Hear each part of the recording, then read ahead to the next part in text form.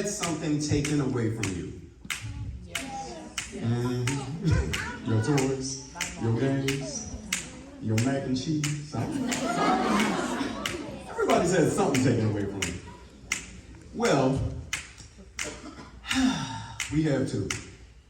See, in this country, in the year 1739, there was a huge rebellion that happened. Enslaved Africans held the bloodiest rebellion in American history. They escaped. They got away. They went on a killing spree. But eventually, it wasn't a successful rebellion because they were caught. And as a result, the government of South Carolina enacted what they called the Negro Act.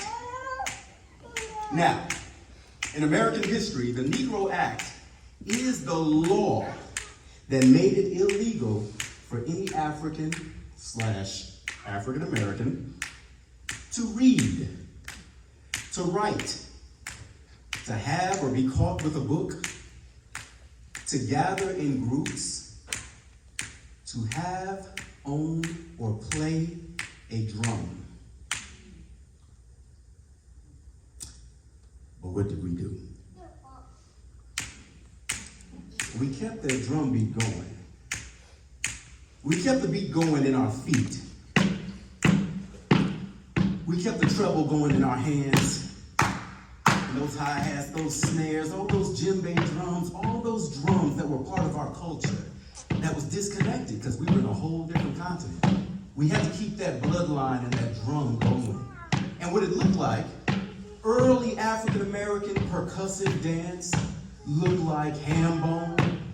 It looked like the patting juba.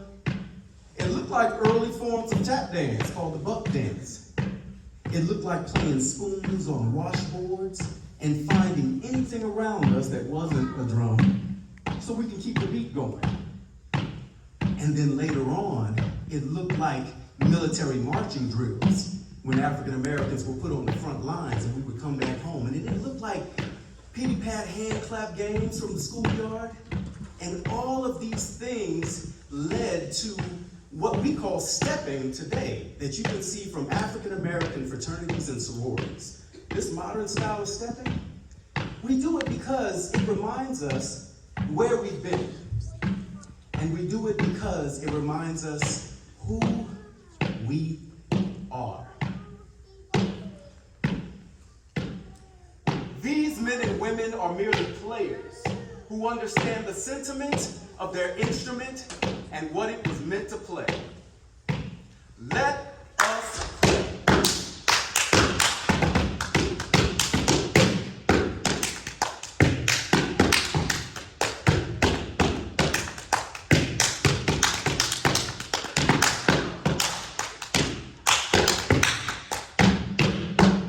Did we forget how to play and who played before us? Until we are in tune again, there is a lack of unison. We don't even sound like we used to. Off beat, off key. Once we were bold instruments gathered in cadence and fought, rejected status quo thoughts of how we ought to be played.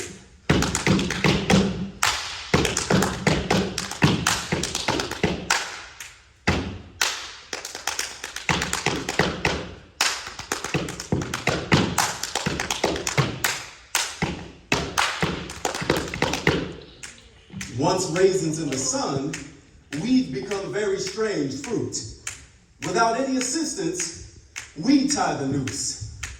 Without any assistance, we lynch our instruments, choking out our unique symphony of sound and color. Without any assistance, we hang in the distance, no longer playing, but allowing ourselves to be played. Let us play with instruments that carry notes and rhythms of an intimate spirituality that still boasts of cultural duality. See, we play both the iambic pentameter of Shakespeare and the verbal runs of Sean Gay. Let us play in the keys of our modern beatbox. We are bebop, jazz, blues, acoustic, hammer, wave, working, acid, rock, rock, rock, rock, rock.